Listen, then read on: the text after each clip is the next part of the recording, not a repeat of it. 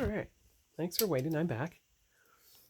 So, pretty even coverage on the nacelles for the primer coat.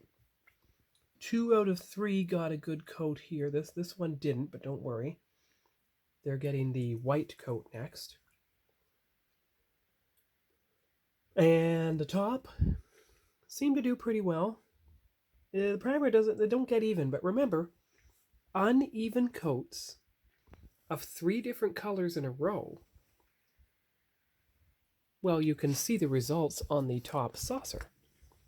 It had even coats anyway by the end, so it didn't really matter.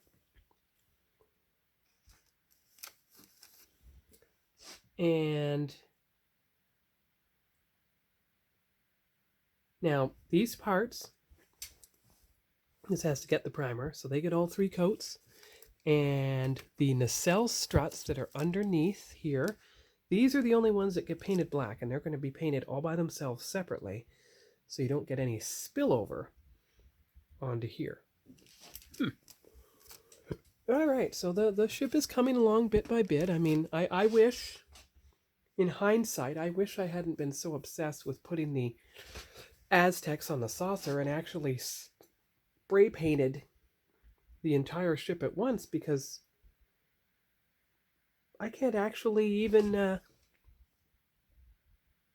put the bridge in the saucer until those... Well, give me 1 minute. Just 1 second. All right. There's the bridge with just a light gray primer. There's the bridge base with light gray primer, pure white, and AS light blue. You see how much darker it is. And you can see how the shade is going to change between the Star Trek II ship and the Star Trek I and Star Trek VI ships. Now, where is that lower saucer with the impulse engine housing? Now, if you look, you'll see that the impulse engine housing, at least the bottom part, which you'll hardly see anyway, is darker than the actual hull. See that? But it's on the bottom, you won't see it. Now, what I can do is either paint it red, or I can give it the red decal. If the red decal doesn't fit, it gets painted red in there. And I paint it upside down so that the paint won't spill anywhere and interfere with anything. But I'm going to try I guess I could try the decaled anytime. All right. But anyway, let's put the stuff back in place, and I'll come back tomorrow when I have spray painted the actual nacelles, which, considering they're pretty... Now, I'm worrying about something again. But I think if you approach them from this side, and the front, and this side, and the back, you will be able to get a pretty even coat while they're still gripped. Because you see... Oh, look at that. Well, that is fascinating. Just give me 1 minute. I was going to try gripping the pegs of the nacelles, but you don't want to break any. So I know that I can... There we go. Yes, I know that's separate, but it's the only way I could hold it. So it is nice and firmly gripped on 3 sides. It will not shift. And you should be able to get at all sides of the nacelles from this angle. Turn it. Get from the front. Get from here. And from the back. And when you've done that, then spray that way. Just like a model car body. So that's good. So I will put the gray primer over here. Ooh. The half-empty gray primer, because you shouldn't need too much. There you go. And that's all prepared. And the little gap at the back of the neck you're not going to see, because once the neck is attached, I'll show you. See, it fits in like that, and it'll completely cover everything. Now, what I don't like is those hooks. See those little hooks there?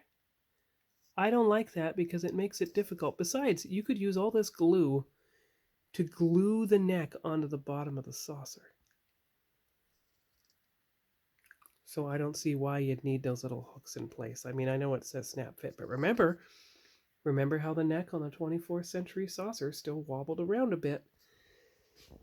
So I might just do what I did before, eliminate those two little hooks, and put the saucer together that way. Yeah. Okay. So it's pretty good. It's getting there. I'm glad it's getting 3 base coats because this uneven priming is bugging me. But yeah, that'll be good. And what I will do is what I did on the Enterprise A and the 537 scale. Once the neck is in, I will glue on this side. Because you see those little nub things? Well, it seems to me that there's something in here. Maybe those two things there that... No, that's not them. That is so strange. Give me 1 minute. I thought the central part of the neck was designed for that, but... Well, maybe. No, it isn't. Unless it slides back into it. But that doesn't make any sense because... Yeah, I don't know what this is for. Doesn't appear to fit anywhere. So strange. And you'll see, when I did the primer on both sides of the neck, you see how the torpedo launcher still doesn't have any color. Though, you can make out the detail in the center there, but the entire assembly is black on the Rathacon refit, so I don't have to worry about that. And remember, when it comes to the top of the secondary hull, I am going to put the decals around the edge of the deflector dish even before I put the neck in place, because you can see the 4 prongs where the neck fits. And then you have to fit the strong backs around that. It's getting there though, and the paint job is a lot smoother than it was 6 years ago when I first did this model. So that's pretty good. So that is all for now on the Enterprise, the Wrath of Khan. Now, the difference isn't so stark on here, but it is still lighter on this side than it is there. Even when you shine the light, as you can see. So that's all for now on the Enterprise. And I will be back tomorrow when I spray paint the nacelles. And hopefully, because they're flatter pieces, they'll get better coverage for the for everything. So we'll see you here later. Bye-bye. Back again. So what I've done here is I have used this to hold the 2 pieces of the secondary hull on the white windows. Now remember, I'm going to have to mask off the white windows after this. I have spray painted the primary, well, the secondary hull, including... Oop, 1 moment. Sorry about that. The gripper wasn't in place entirely. So both sides of the neck, although that side may not have got what it needs, but remember, it's all getting the base coat. All around the deflector dish. The shuttle bay, although you want it to stay, well, just lift it off, turn it around, holding it only by the gripping points, and do that. And there you go. Okay. Top part, but fortunately, even if it got a hair, it just came off, so that's good. These nacelle pieces, which may not have got full coverage after all, I'll have to check on them later. The bridge dome and the planetary sensor, which may not have got a full. So I may have tried to paint too many pieces at once, and some pieces didn't get full coverage. Now this is the next color.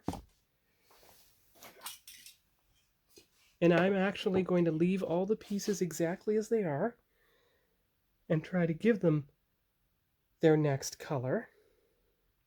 Maybe tomorrow. Get that all done.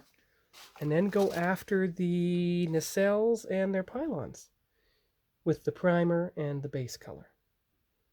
And all the pieces will be colored, except for these, which will need to be spray painted black, but that's going to be by themselves, separately.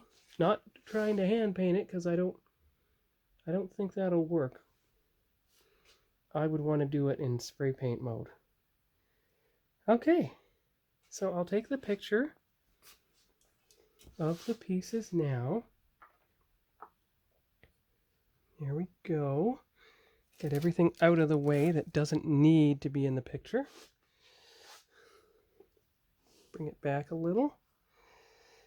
There, that's a pretty good shot, pretty good angle. There we are, right like that. Good. So that's all I'm doing for tonight. And tomorrow night, which will be Thursday, April 11th, I'll come back and we'll do the final base coat, which is AS5 light blue. So it'll match the saucer. I'm not priming. I'm not giving it the pearl that the top saucer had. It'll just have the 3 coats that the other part had. And that'll be enough for that. Those parts will be done. And we'll move on to the nacelles and their pylons, which are mostly flat, both of them, so they'll be a lot easier to paint. You don't have to get on the sides like you did here. And don't worry about the bottom. No, give me 1 minute. Alright, so I did with the final piece of the final dregs of this one, which is nearly empty, I did the final bits that I could. Side of the neck, around the deflector dish and everything, on there. So we just let it all dry now. Any imperfections in the paint job can be explained away by the fact that the ship is 15 years old at this point after its refit, so it wasn't expected to be in the best shape by then anyway. Plus everything will be covered with the Aztec decals. It was the primary hull you wanted to work on and get correct. It's the one that mattered the most. So that's all for now, and we'll see you later.